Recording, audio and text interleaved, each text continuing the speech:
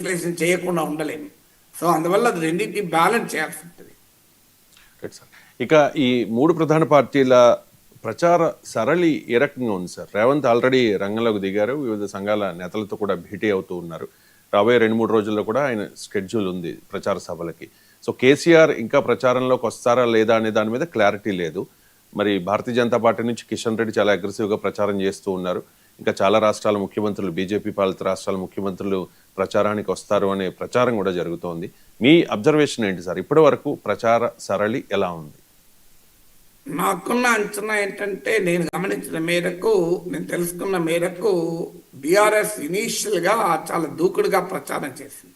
3 పార్టీల్లో చూస్తే మీరు BRS as an early advantage చాలా ఎర్లీగా ప్రచారాన్ని పనిచేసింది.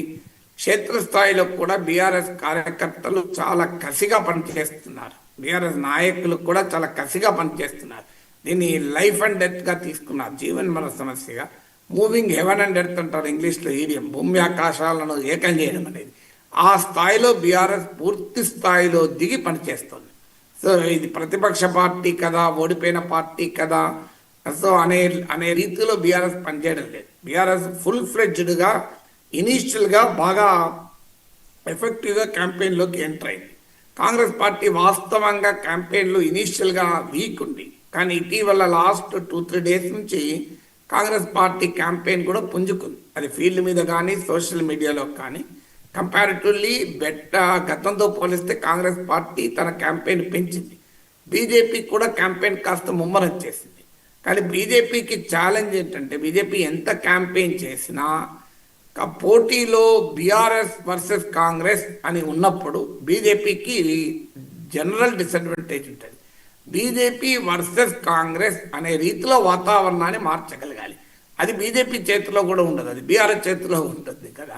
సో బీఆర్ఎస్ను మించి తామే కాంగ్రెస్కు పోటీ అనే రీతిలో ఉండాలి, లేదా బీఆర్ఎస్ బీజేపీల మధ్య పోటీ అనే వాతావరణం రావాలి. ఆ అవకాశం లేదు, ఎందుకంటే కాంగ్రెస్ అధికారంలో ఉండడం దీనికి ముఖ్యమైన కారణం. సో పోటీ బీజేపీ వర్సెస్ కాంగ్రెస్ ఉందనుకోండి, మీకు బీఆర్ఎస్ దెబ్బతింటుంది. ఇప్పుడు మీకు అది లోక్సభ ఎలక్షన్లో మనం చూసాం. మీకు BRS versus Congress, BJP versus Congress ఉండే బీఆర్ఎస్ దెబ్బతింటుంది. ఒక్క సీటు కూడా రాలే, 17% ఓటింగ్ వచ్చింది. కానీ పోటీ బీఆర్ఎస్ వర్సెస్ కాంగ్రెస్ అనే అసెంబ్లీ ఎలక్షన్ ఉండే, అప్పుడు బీజేపీకి 14% ఓటింగ్ వచ్చింది. అంటే కాంగ్రెస్కు పోటీ బీఆర్ఎస్ అనుకున్నప్పుడేమో ప్రజలు బీజేపీని 14%గా పరిమితం చేశారు. పోటీ బీజేపీ వర్సెస్ కాంగ్రెస్ అనుకున్నప్పుడు లోక్సభ ఎలక్షన్లకు వచ్చే వరకు బీఆర్ఎస్ను 17%గా పరిమితం చేశారు. ఈ ఎక్స్పీరియన్స్ మనకి ఏం చెప్తోంది?